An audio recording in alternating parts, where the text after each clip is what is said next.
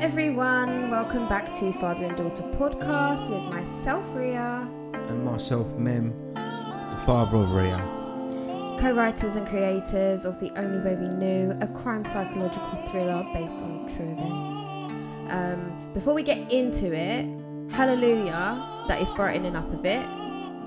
The weather-wise. It's hot, you know, I feel like... I thought you meant you. No. Do I seem brighter today? You do. Fantastic. Yeah, I feel like I'm in early stages of menopause. Okay. I'm sweating. Okay. How have you been today with the heat?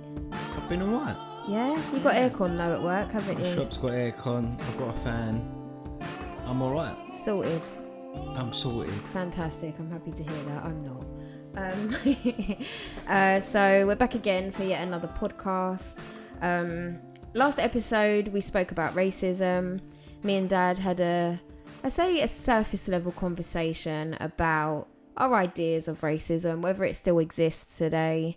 Do you know when you watched that last podcast, did you watch it back, yeah? Of course. Right, so when you watched it back, there was a part of it where me and you got into a little bit of... A debate. Yeah. You looking back... Yeah. What did you think? When I was talking about fear. Fear. See, this is the thing. When we speak about anything that our opinions differ, I always try and understand what you're saying. So even if I feel like my experience has led me to have a different opinion to you, or like, for example, you know how I was saying to you, you didn't go to my school, so you didn't see how it was. I always do take a step outside of the box and look at it from an outside perspective, because like I said in that podcast, maybe it wasn't from where I was sat how it looked, but I can understand that if someone told me, nope, that is how it was, I get it. So I feel like I had valid points, you had valid points, and I understood why you interpreted it that way. So yeah. So when I was talking about fear, it's really important that fear is not always on the opposite side. Yeah. It can be within. It can be within. In-house. And it can be fear stroke peer pressure. Do you get what I mean? Of course, yeah. All right. So, you know, I watched it back and I really enjoyed that podcast. I found it... what's the word? I found it sucked me in a bit. Okay. You know, because, you know, sometimes I actually catch myself when I watch myself on television. Screen. Yeah. I don't want to say television. On television. When I catch myself talking on screen, sometimes I'm surprised with what I come out with sometimes. Are you impressed? No, it's not impressed. It's sometimes you do go deeper in your mind than you normally do. And then when you do, and it comes out, because you don't do it all the time, you don't can worry recognise about it. Yeah, and you can also worry about how you articulate your words, whether you're coming across how you intend to. I always worry if I'm coming across the right way. So that's why it's important that when I do talk about something, I will always try to make sure that I'm covering all angles. Yeah. Because I would not want to be, like we spoke of in the last podcast, I don't want to be stereotyped. Yeah. Okay? I just don't want to be, it's the last thing that I want to be, especially if someone doesn't know me. Yeah, for sure. And obviously, like with all these podcasts and everything and the videos that we've done, people are starting to get to know us. Yeah. Inside and out, you know, and they know about a lot of stuff. And this is why it's important that when I do explain something, I make it a bit more detailed than normal. Yeah, all right? Definitely. Yeah, that was the last podcast. I enjoyed it. Yeah, so me too. I enjoyed it. If you guys haven't seen it, go check it out. It was an hour-long conversation between me and Dad talking about racism. So do you know what? I don't think racism... I'd say that's the thing. As much we said racism, yeah, I think racism was a bit harsh on that subject. You say that, but a lot of the questions that were asked were surrounding racist-based. racism. Yeah. So whether or not we went into, because obviously, like I said to you, we kept it surface level. You said it at the end of the podcast. It could have gone a completely different way. Yeah. We could have gone a lot more deeper into it, which I feel like we would have been there for a very long time, discussing the ins and outs. But we chose to keep it limited, you know, smooth. Yeah, exactly. But yeah, moving on. Another topic today. I figured it would be good for us to step away from the slightly serious subjects, talk about something a little bit more lighthearted, but still relating to our upcoming novel, The Only Way We Know. So I don't really know what I want to call this episode, because I feel like we're going to touch on a few things in it. Do you know what? Don't name it. I won't name it. And We just title it when we upload it. Exactly. What we believe. That will be catchy. yeah. And then we allow the viewers to title it. Yeah? Yes, definitely. Let's allow them to title it in their own right. Okay. What is it? Okay. So in our past podcasts, we've spoken briefly about migration, immigration, integration. We spoke about culture, DNA. We've spoken about a variety of different topics. And I feel like this particular subject that we're going to talk about is kind of all of that linked together with a bit of a British twist. So your parents, as we know, as the viewers know, came over from Northern Cyprus. Your father came over first before your mum did, and they were business owners, continued to be business owners up until your dad sadly passed away. And ever since he stepped foot in the UK, the industry in which he stepped foot in was what? Catering. And do you want to speak a little bit briefly about, or give a little bit of background as to what your dad did when he came over here without ruining it with the book? Without ruining it. Yeah. Okay. So obviously, you know, when he came over very young. And he'd work. Oh, how can I do this without ruining the book? Well, I mean, you don't have to go in such depth, in a sense of, you know, maybe how he came out of it, how he, you know, the people involved in it. Just briefly explain, like. So obviously he came over very young. Yep. He was meant to have gone to school. Mm-hmm. He didn't want to go to school. Mm-hmm. He just was not into that. And he was forced to work, and he ended up working in the catering industry. He was a pot cleaner. Mm-hmm. That's how it all started off. That's how everyone starts off from the bottom. And what you find is a lot of people that came over from Northern Cyprus, or even Cyprus. Let's just say Cyprus. In fact, let's just say any culture when they come over. Mm-hmm. And if language is a barrier, you're going to find they're not going to be finding a diplomatic job. They're not going to be finding a corporate job. Their jobs is going to be more manual, more hands-on. So obviously they're going to be like cleaners or working in a restaurant or factories. Mm-hmm. They start from the bottom. So Dad himself and a lot of other people, they ended up starting in the catering industry, which was restaurants, hotels, all everything to do with food, because that is something that we all had in common. So, I mean, how far do you want me to go with this? It's just to ease into what we're going to get into talking about. So okay, yeah, okay. So, you know, that was his skill. His skill. That's what he ended up becoming. He knew food was going to be his trade. Mm-hmm. I couldn't see my dad being a mechanic, even though, you know, many people that did come over did have that skill as well. You know, like I showed you in Bermondsey, one of my uncles that came over. But he was very good with English, so he started his business as well very young. So yeah, our culture, or people that came from Cyprus, did end up in the catering industry. And it got to a point with your dad where he was like, "Do you know what? I want more for myself.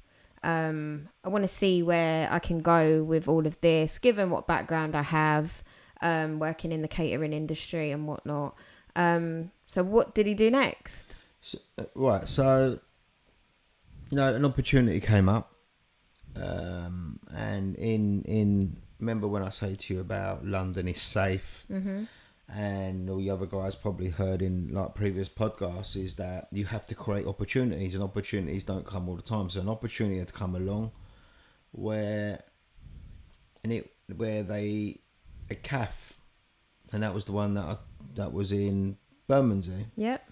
And it was a rundown place.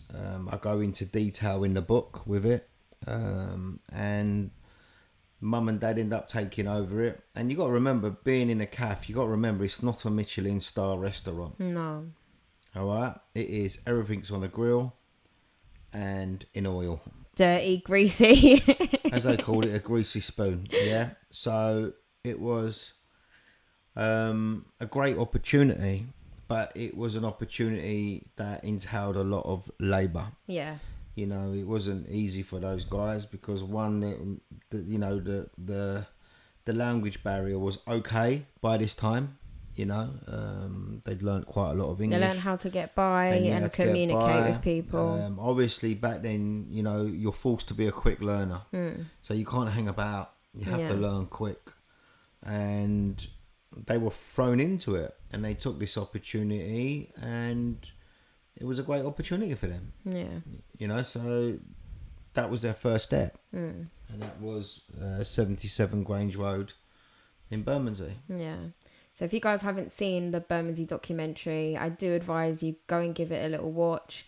It is one of our popular uploads, isn't it? I think it resonates with a lot of people. It evokes a lot of memories for people in southeast London, not just Bermondsey, because I think the road itself is a pass through, isn't it? Lots of people recognise it, and I've seen how it's changed over time.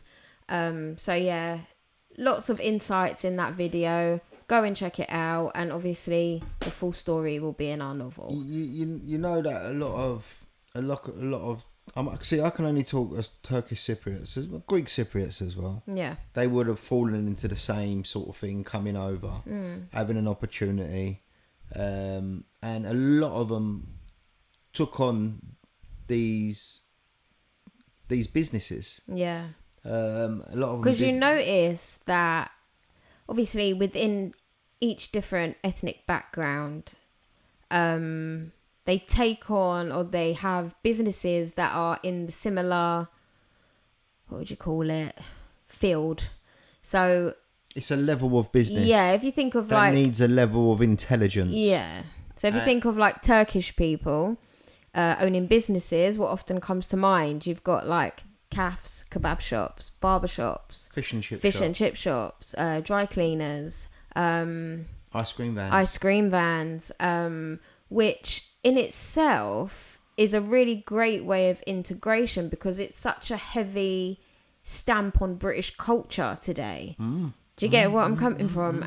Even if you look outside of the Turkish Cypriot community, often a lot of Asian people will own off licenses. Convenience stores. Got Chinese little takeaways. Exactly. Like you just notice that the local businesses are often occupied by people who have come over to this country and they found their little niche. Yeah. So going back to CAF life, because obviously when I was born, Bermondsey was no longer. I do have very, very vivid memories of the CAF that they had after Bermondsey, which was in Deptford. I have loads of memories being there. Good memories, funny memories. So a CAF in general is something I personally have always been familiar with.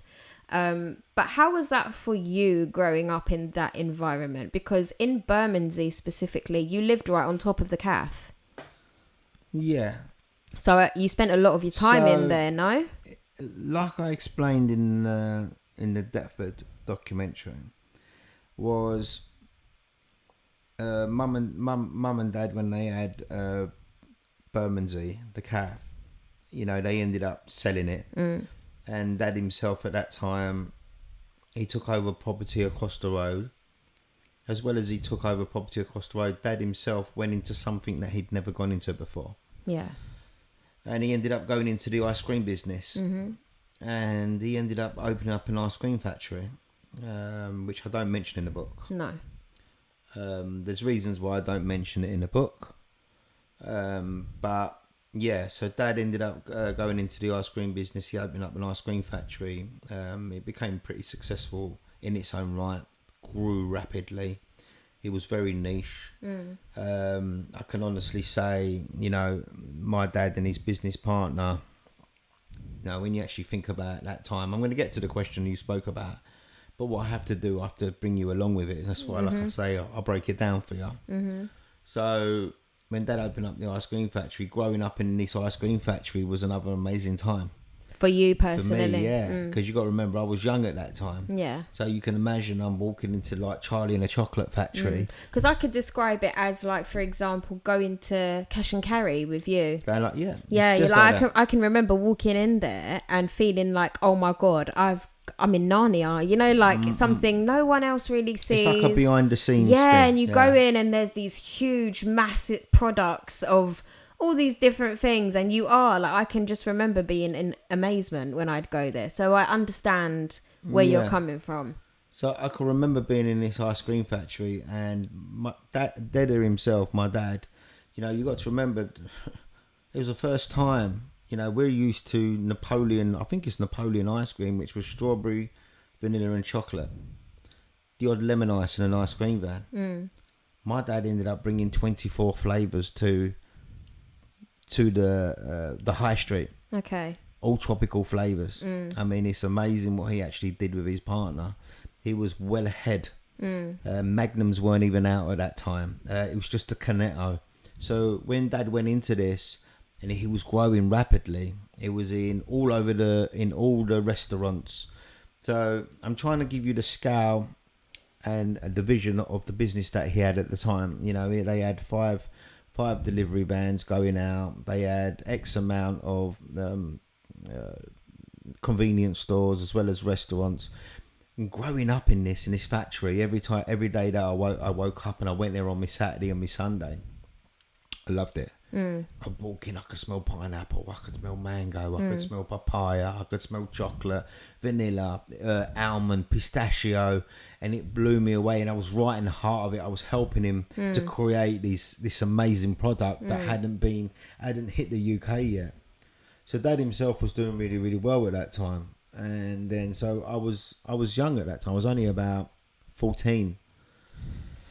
So when you asked me the question about how was it being in the calf, I can only give you a little bit of my experience while I was in Bermondsey, but I can give you more of my experience while I was in Deptford. Yeah. Because at the time I was in Deptford was when I was grown up more, and I could feel it, I could understand it. Yeah. You know, when I was younger in Bermondsey, I wouldn't cook with my dad. I understand. So I was too young.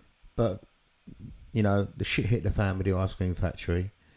You know, dad ended up losing it, and as well as he lost that, he ended up losing all his property in Bermondsey, and the shit hit the fan and it went to zero.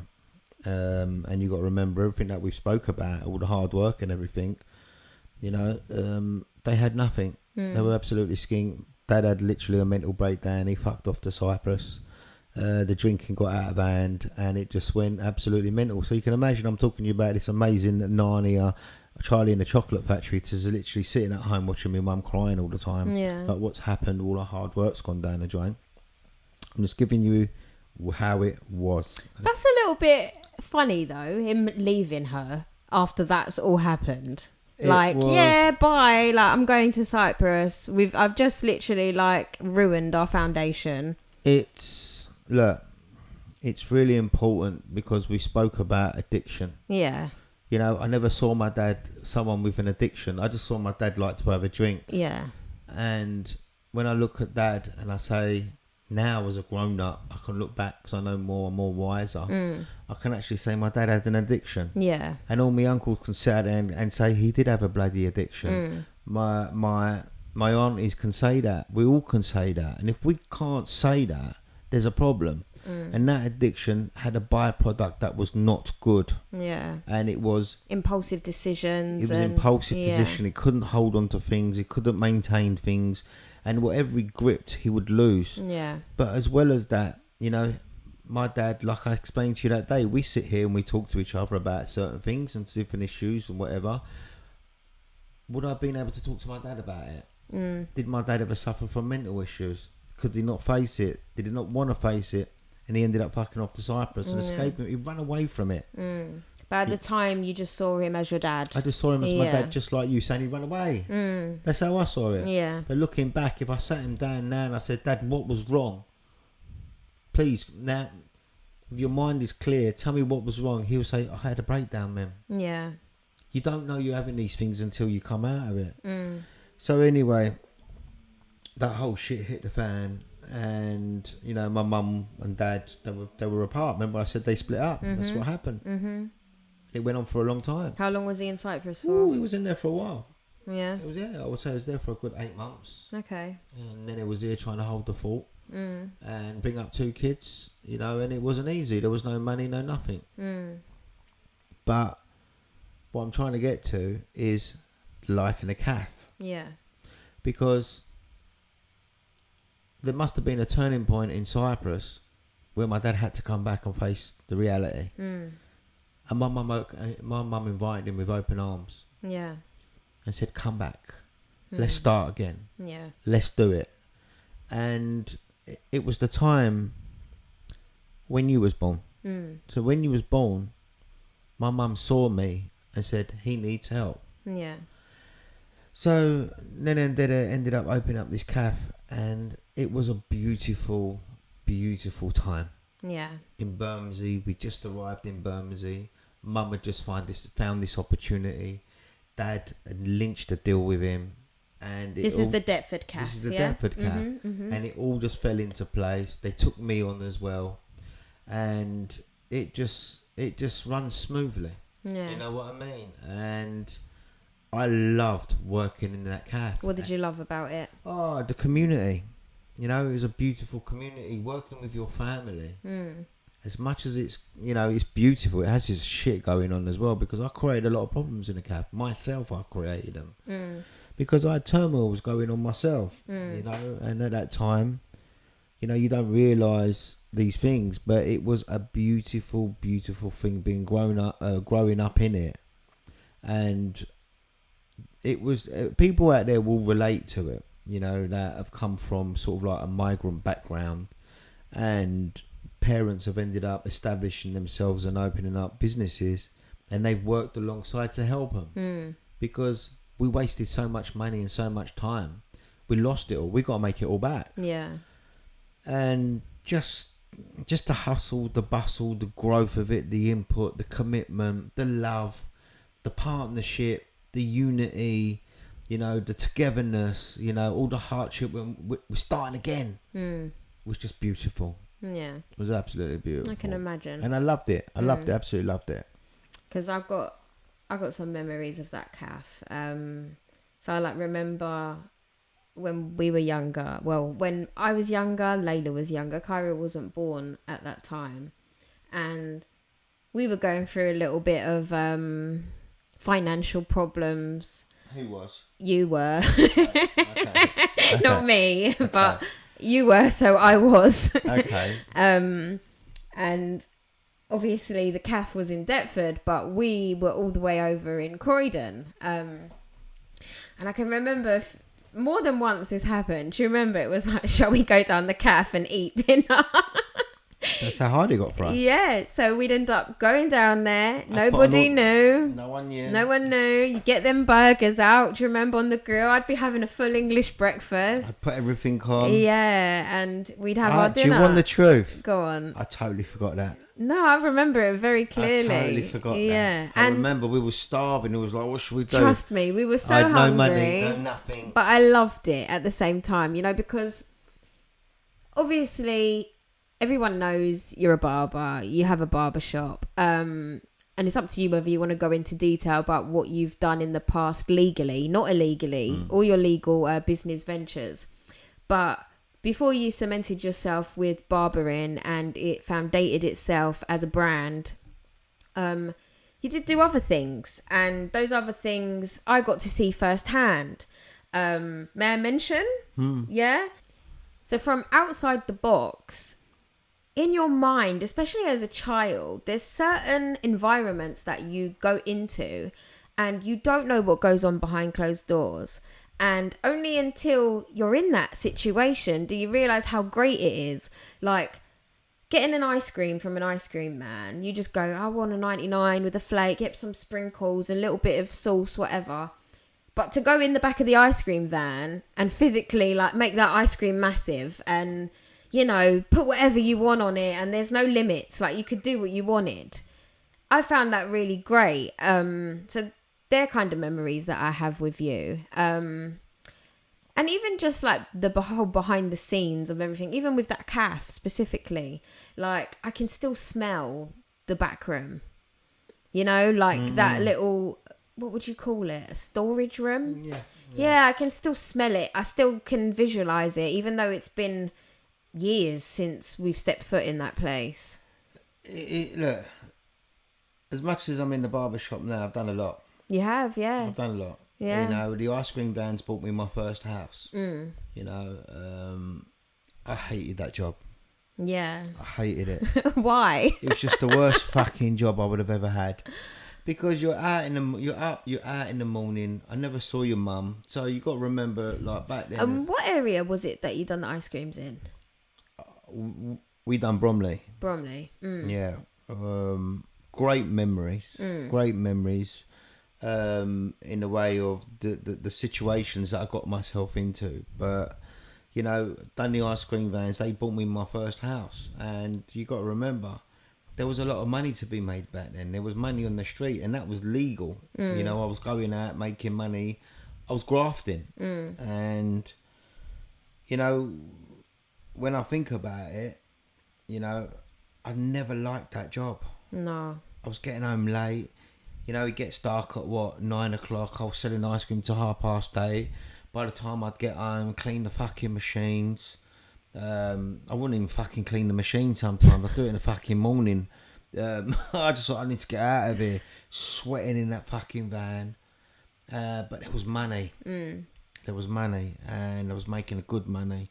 In the ice cream vans back then, you would honestly make, you know, 300-400 quid a day. Yeah. I mean, people don't even earn that today. And I was doing that, you know, I was doing that 20 odd years ago, 25 years ago.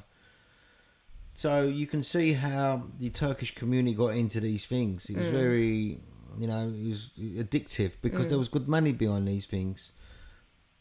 But yeah, I got into ice cream.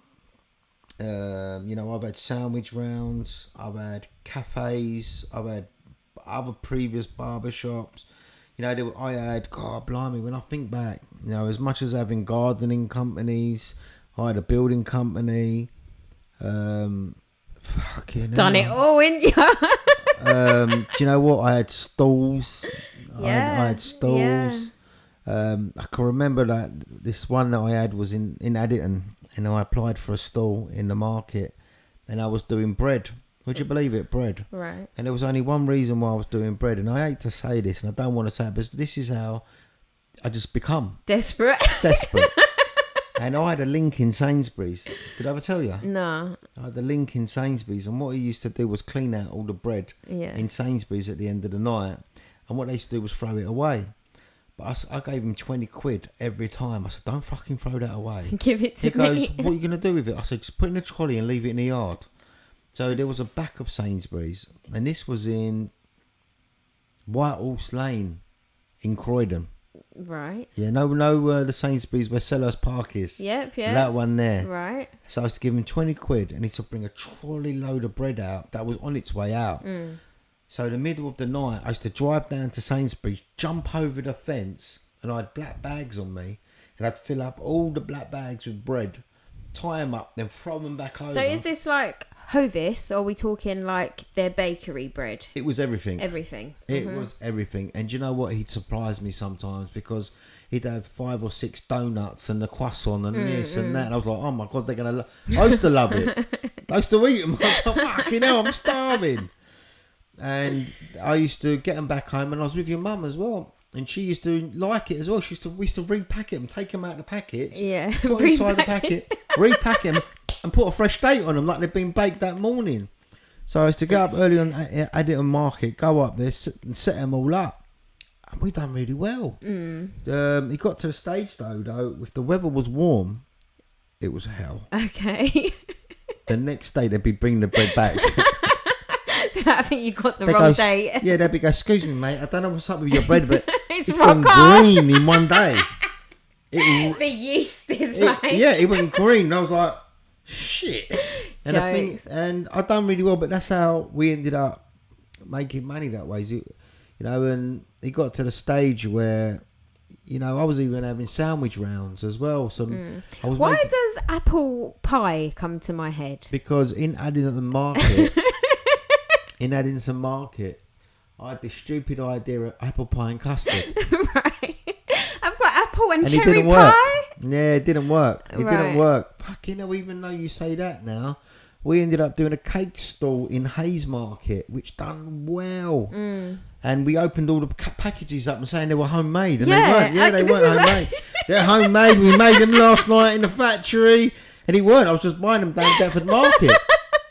So it was a lot of blagging going on. Yeah. But it was the only way. And I used to love it. God, I love your banana cake. It's really nice. Yeah. And I'm like, yeah, we cooked it last night, not realising Dave down the market sold it to us. Okay. But there was so much we used to do. I mean, like, you know, until you find your way. Yeah. You know, and I got to say something, you know, as much as I talk about Dede when he had the ice cream factory and he had that business and he drunk through all this stuff and he lost it.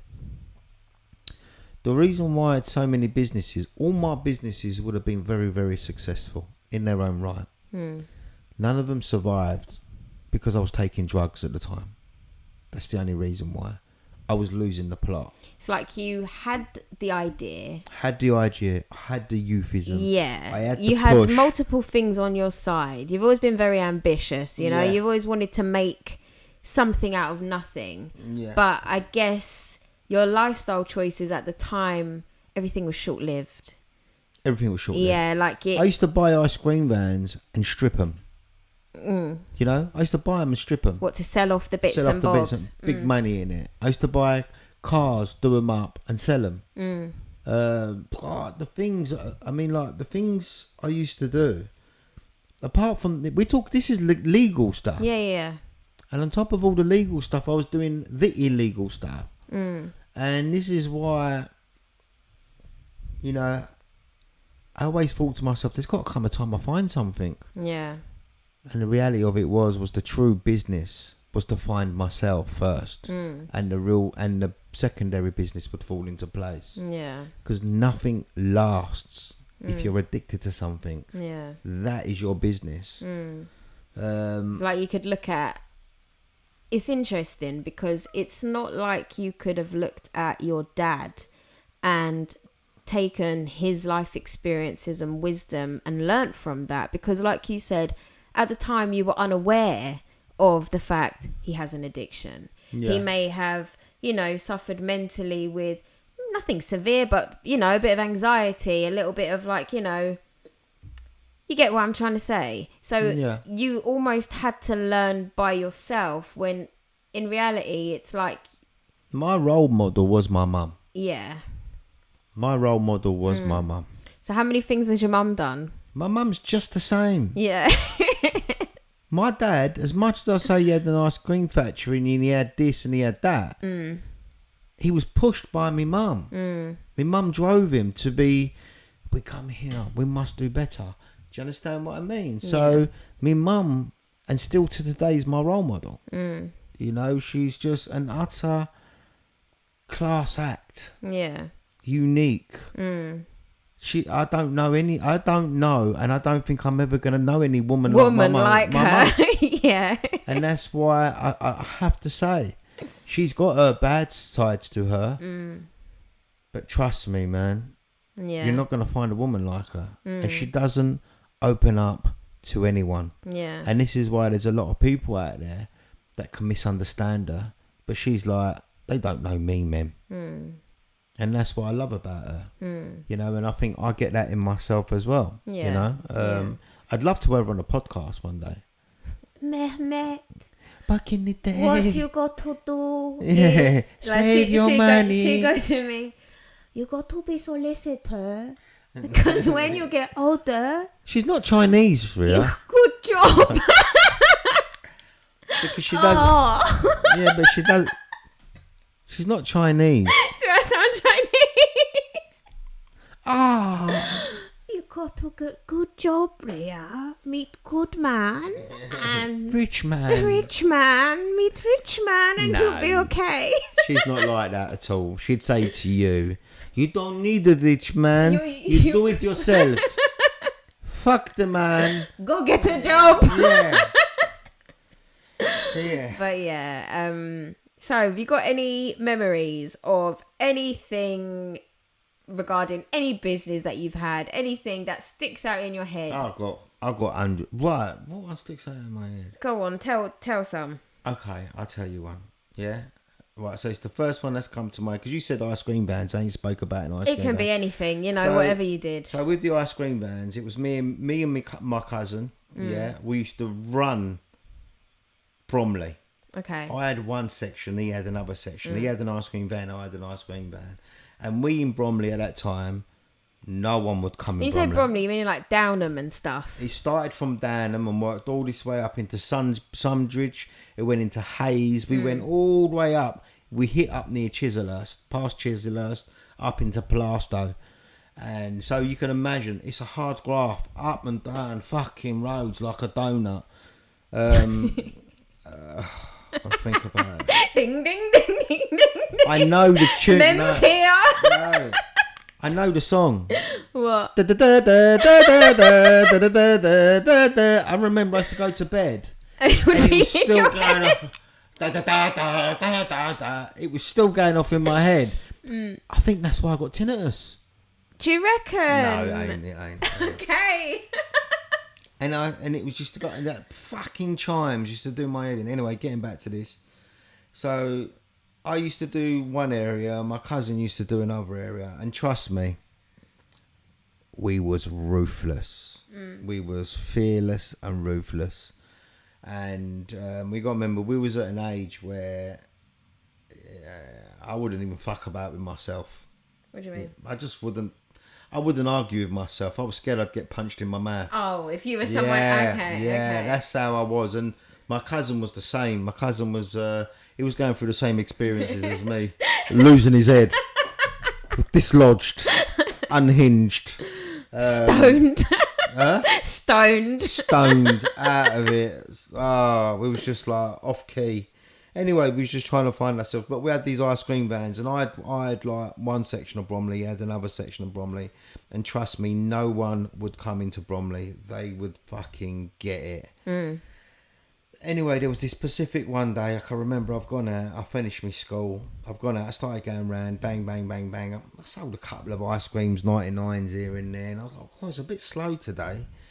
So I'm going round, I'm like, God, I'm not selling no ice cream here. What the fuck is going on here? And I was like, something's wrong here. You know when you know something is not right here? I'm ding dong, dong, dong, dang, dang, dang, dang, dang, dang, dang, and they're pulling up nothing there. And I get to the stage where I stand up and I go up to them and I look at it. And I look on the floor, and as I look on the floor, I can see an ice cream wrapper, like a strawberry split or a cherry cider or cherry apple, or, you know, it was all these like different flavour wrappers that we had, and I saw them on the floor. I thought, that's not my wrapper. Someone else has been here. And I done another couple of stops, nothing. I saw another wrapper. I saw like a screwball that had been eaten or something, and I was like, oh, Someone's here.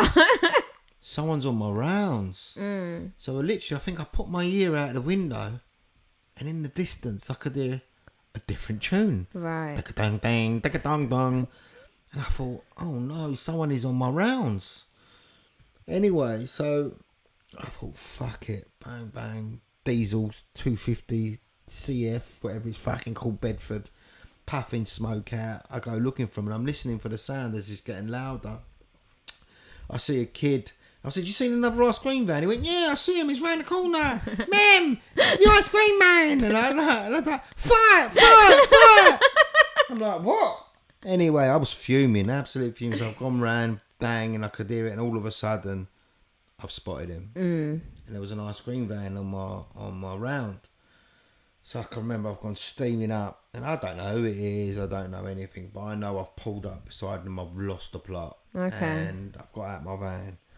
I've run around, and this is the sort of things. I mean, ice cream wars back then. I mean, you got to remember, you had hot dog wars, ice cream wars. All these things were big. They were big. You had to protect your territory.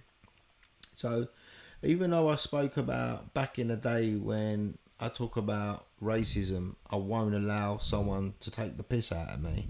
Same here applies. Can you see how the formula is formed in you? You just don't allow it. So as much as I wouldn't allow the racism, I wouldn't allow someone to take the piss out of me in the business neither. So it got to where I quickly parked up in front of them. I've jumped out and I've jumped in their ice cream van. I don't know who it is. And I thought, fucking hell. There was two of them. And I've jumped in. And as I've jumped in, I'm screaming and shouting in his ice cream van, you fucking cunts. Come down here, taking my fucking money. I'm gonna fucking have you cunt. And they're like that. And they're like, I didn't know, mate. I didn't know. I was like, I'll fuck you up. I'll open you up, you cunt. I'll fuck off out of here. I'll fucking play your head and his head. And I can hear in the background little kids going, no. I looked at the little kids. I said, I'll be with you in a minute.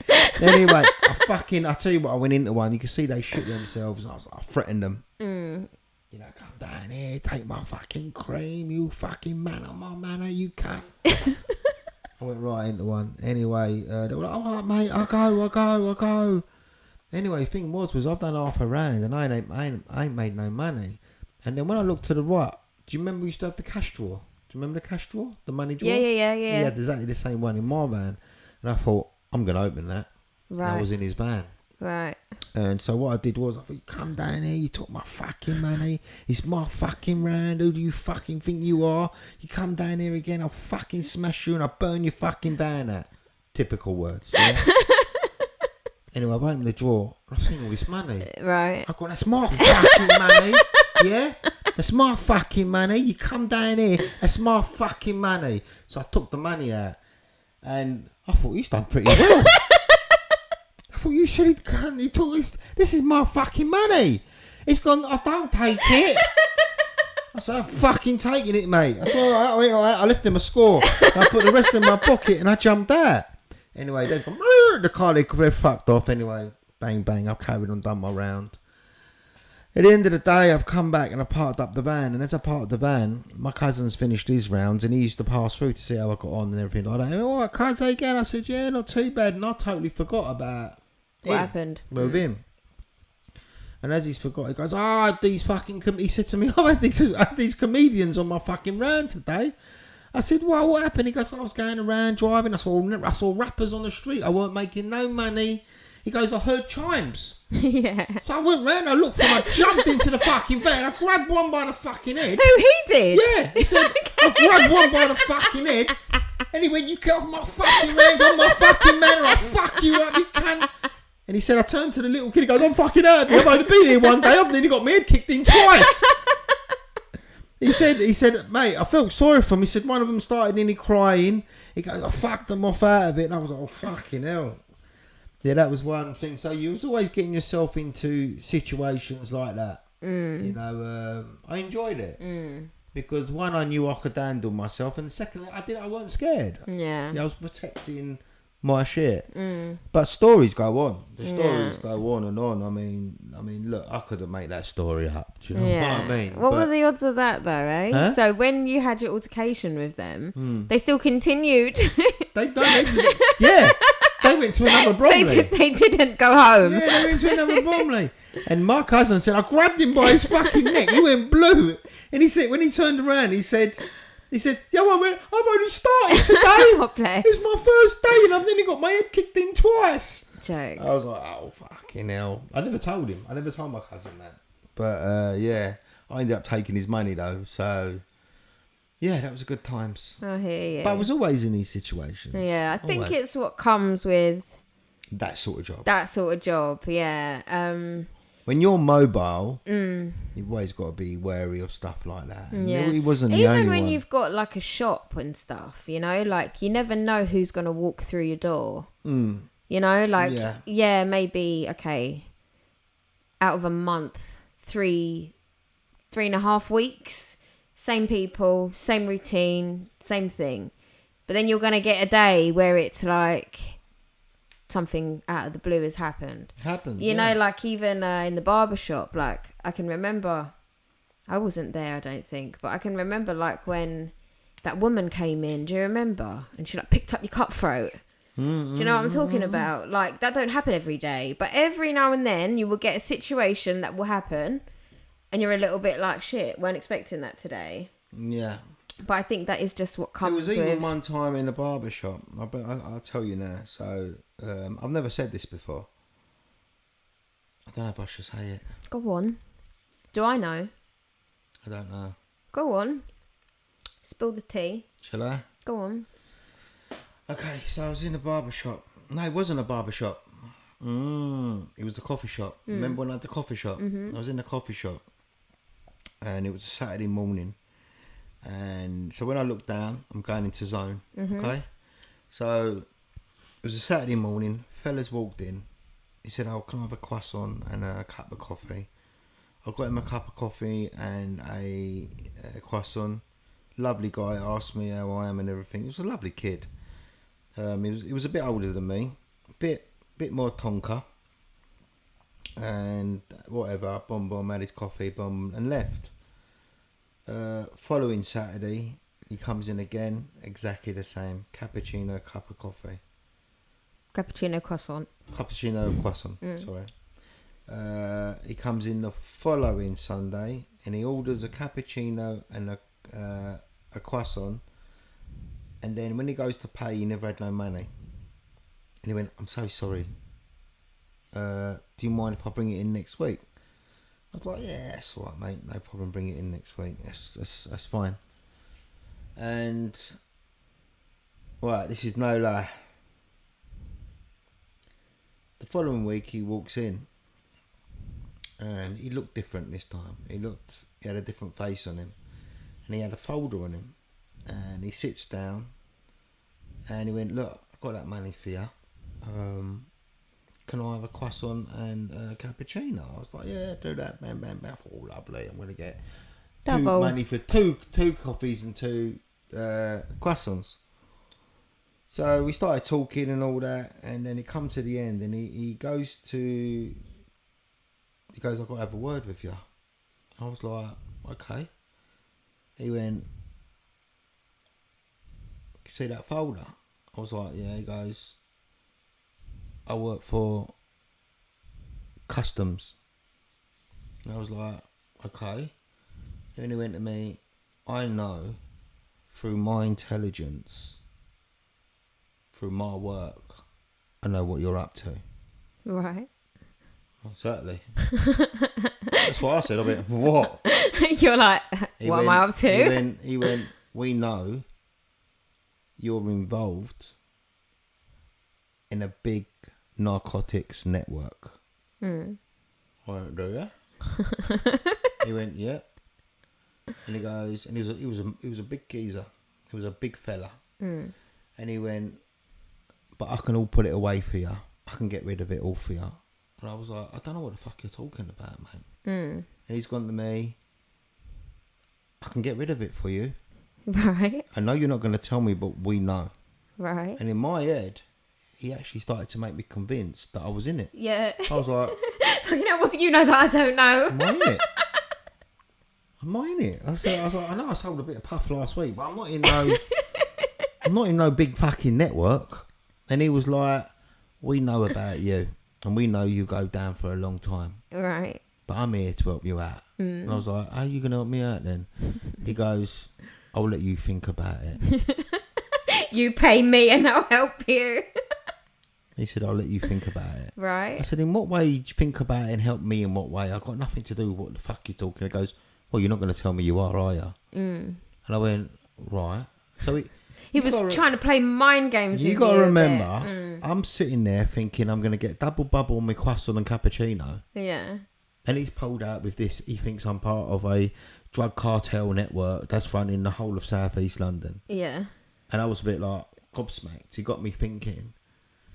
And he's gone to me, I'll let you think about it. I'm going to be back next week. And he walked out. Did he pay you?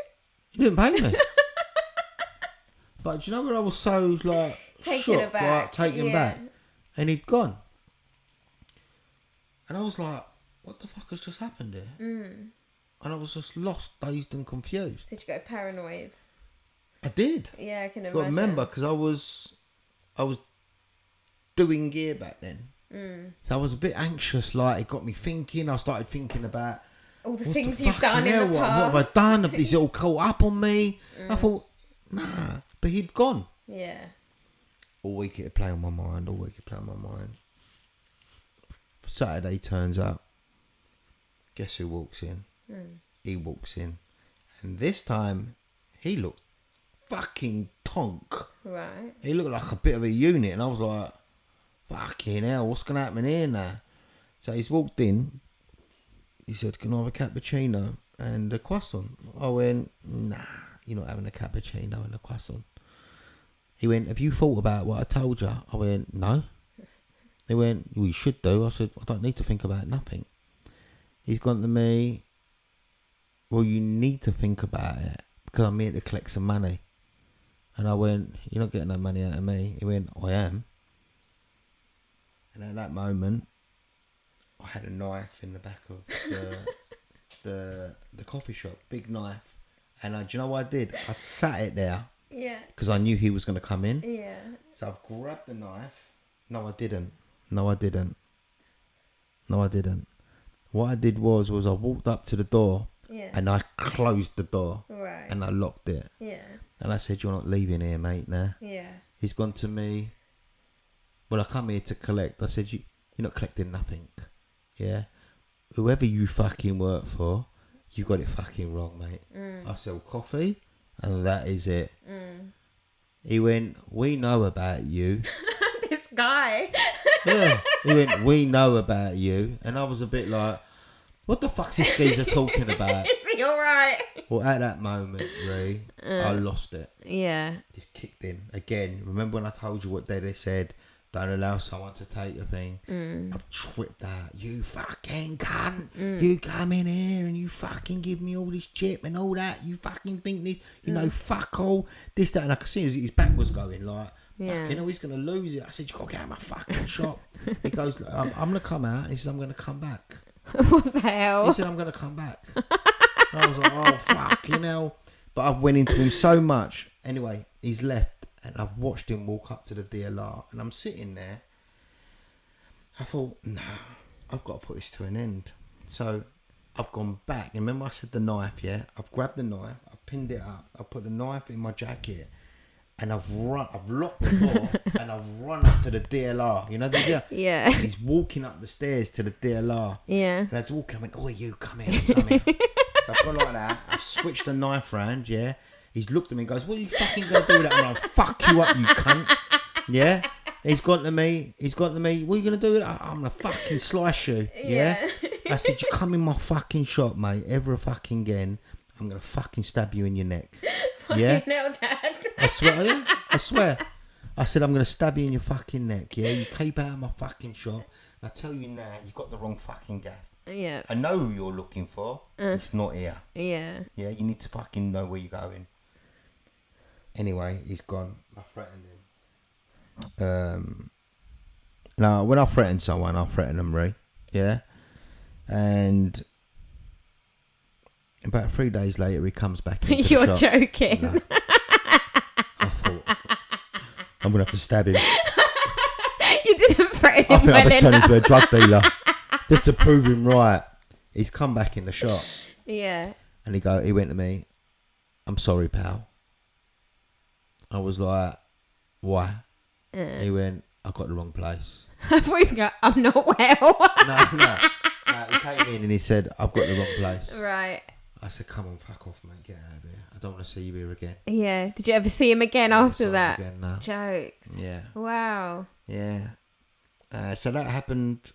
So they tried to extort money out of you. Yeah. So you got to be careful. So you can imagine if you're vulnerable and you're, defo. Okay. Well, the thing was that he nearly convinced me that I was selling drugs, because at that time the way he went into it, he made me think, like, am I doing something that I'm so out of my nut at the moment? Am I doing something I'm not realising? It made me question myself.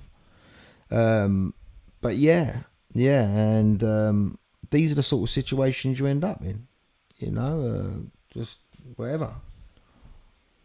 I hear you. That is quite a funny story. I'm not gonna lie. I can you know imagine what? you. It's like, even though, like, I didn't go into deep detail with it, but at that time, it was frightening. I can imagine. It was frightening. Yeah. Well, hence why you got so protective. It was frightening because I just thought of everything. I just thought of, like, God, he can take liberties out of me, this fella. But yeah, he came in, and when he said, mate, I'm sorry, mate, I got the wrong place. I knew who he was looking for. Oh, so he was. Yeah, I knew what he was looking for. So, but yeah. I hear that. I think businesses, different trades in London specifically, people have got stories for days, all the different characters that you come across. Like that specific story is something that you don't hear of every day, but I'm sure other people have got stories of similar nature, because it's just what happens, isn't it? Like, happens all the time. Yeah, just what happens. Anything else you want to touch on while we're on this topic? Look, at the end of the day, this is how I explain it. Yeah. So, you got a migration, people integrate. Once they've integrated, they foundate themselves. Once they foundate themselves, they want to take one step forward. Mm-hmm.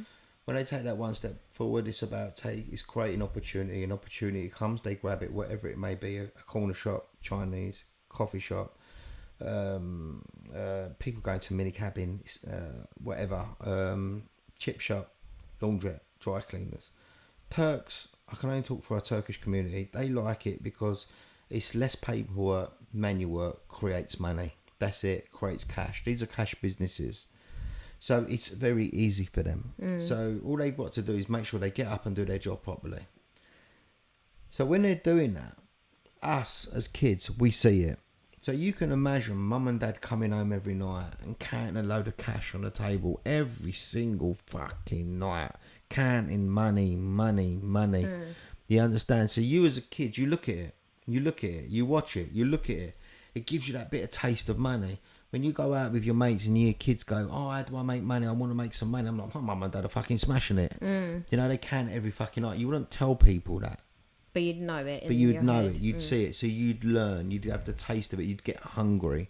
So when you're growing up in that environment, everything's doable. It's achievable. Nothing's impossible. And, you can put that into your blood because you've seen it. So as much as, I had ice cream vans, my mum and dad had ice cream vans. And I remember going out with them and earning money. When they had the cafe, they were making money. When they had the ice cream van, they were making money. When they had this other cafe, they were making money. All the stalls, it's just money. So you're just going out and trying to achieve, so this thing is bred in you. Yeah. So that's the reality of it. And it's something that I like you to see. I like you to see me struggle at work. I like to see me work hard. Imagine you coming to work and I'm sitting down all fucking day. Yeah. You'd be like, oh, my dad goes to work, but he sits down all fucking day. But you don't. Yeah. I stand up all fucking day grafting. And I want you to see that because it allows you to respect and honour my hard work. So when I've got a bit of money in my pocket, you say he deserves that and more. He worked hard for it. He worked hard for that. And it's exactly the same as when I look at my mum. Exactly the same when I look at my dad, when I look at my uncles, when I look at other... I'm only going to talk about my community. When I see other Turks that have got their own businesses, they got coffee shops, and I look at them and I think, they work hard, mate. They get up at 5 o'clock in the morning. I remember my mum and my dad especially.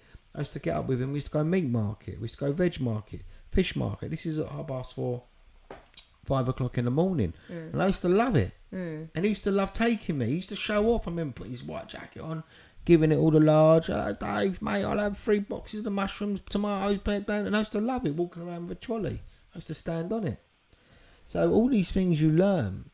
So when someone says to you, oh yeah, we're going to go down the market, and they go, oh fuck that, I can't be bothered. You're like, mate, I've been doing it since I was a kid. You know, so, you know, this thing of hard work,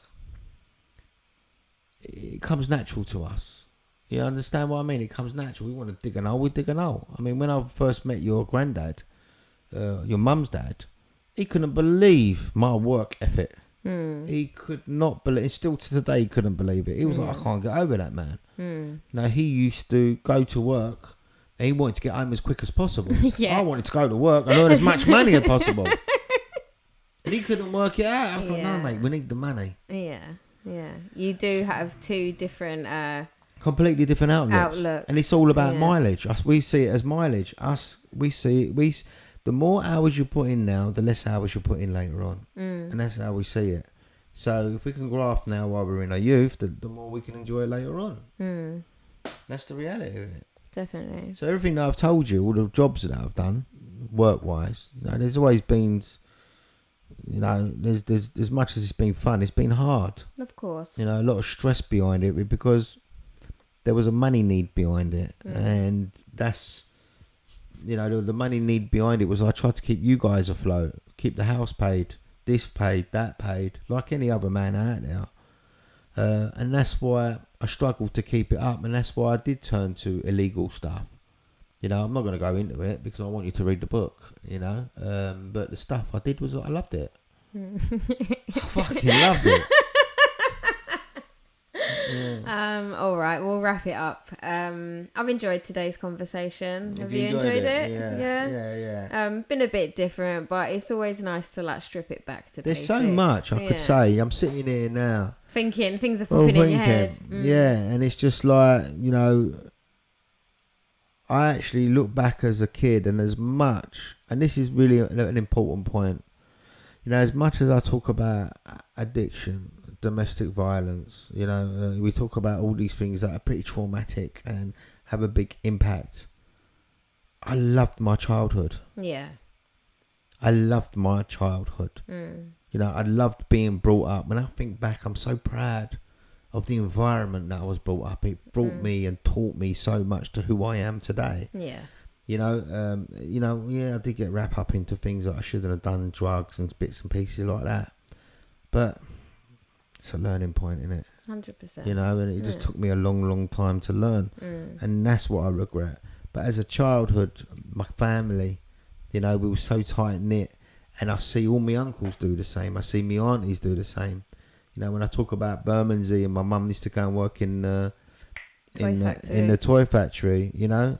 As well as that, my mum used to do sea mist as well. She used to be on the machines, and she used to bring clothes together. She was a seamstress. A seamstress. I called it a tailor, but my uncle went, nah, she weren't a tailor. She was a seamstress. Seamstress. Whatever. So you know, everyone was just go. You know, and it's amazing. So being brought up in that environment, you know, it was beautiful. Absolutely beautiful. Love that. And I love who you are, so I'm glad you feel that way. Yeah. Like, and that's the thing. You know, I hate the fact that when we talk on podcasts and we talk about a certain subject and it's pretty deep, I'm a bit like in the back of my head, please don't think that was my entire life. Yeah. Please don't think that. Yeah. Because it was beautiful. That's why I do think it's important that we highlight the good things too, you know? Yeah. Like, I think everyone in their life all go through trauma and problems, and you know what one person's childhood had, the other one lacked, and so forth. But I do think it's important, like one thing that I've gathered from like what you're saying is, despite all of the negatives that went on, you still have really good memories of the positives, you know, like it hadn't overshadowed all of those good things. And it's good that you can still reflect back and acknowledge that, because like you said, like, I'm sure some people do have really, really bad, childhoods, and it's hard for them to think of good times and stuff. But it's important that you acknowledge those good times too, if you had them. So I'm glad that you can remember them, and yeah. I'll always remember them because it's the good bits that bring you through it. Yeah, definitely. You know 100%. What I mean? It's the good things. It's the good times that you hold on to. And it was beautiful. I'm not going to lie to you. Love that. Right. So guys, if you've enjoyed today's episode, please make sure you like, comment and subscribe. It only takes 1 second to like this video. If you're not subscribed to the channel, again, only 1 second. Click the button wherever it is somewhere. I've enjoyed the conversation. Seems like you have too. Next week, 5:00, we will be back with another subject to talk about. You can also stream our podcast on Apple Podcasts and Spotify. Get in touch with us. We do love to hear your opinions. If you and your family, come from a background of running a family business, and you've got memories, anything that sticks out in your head, any similarities to look, that's what I was going to say to you just now. Sorry. It's all right. No, because I have to get this straight before I forget it. Yeah, because as much as I talk about like my culture, all cultures will relate. 100%. Yeah. So the Chinese culture, the Indian culture, the Pakistani culture, the English culture. Because as much as we was growing up, I'm from Deptford as well. Okay, so a lot of the shops down there were owned by English people, the fruit and veg. Yeah. You had all these businesses down there, the fishmonger, the eggman, this, that. You had them all English, and you see all their sons growing up in it. You could see them on the market screaming and shouting, trying to sell this and sell that, and you just watch it and you just feel like. And right now, me at 48 years old, I walk down Deptford Market and there's 48-year-olds down there or 50-year-olds that were 16 selling on the market when I was a kid, and we've grown up together in Deptford, and and these guys are English, and they love it, and we can talk about it, and we relate so much. And he talks about his dad who sadly passed away. I talk about my dad and whatever, and it's as much as it's a cultural thing, it's a community, and it's like a heritage. It's embedded in your blood, in the stone of wherever you was. So it's important that you link with these people. And as much as I talk about Turkish culture and whatever, it's in all our cultures, and it's beautiful. Yeah, definitely. Okay, well, I ain't gonna say no more. So guys, hope you have a lovely evening, morning, afternoon, whenever you're watching this. We'll see you next time. Thank you very much. Later.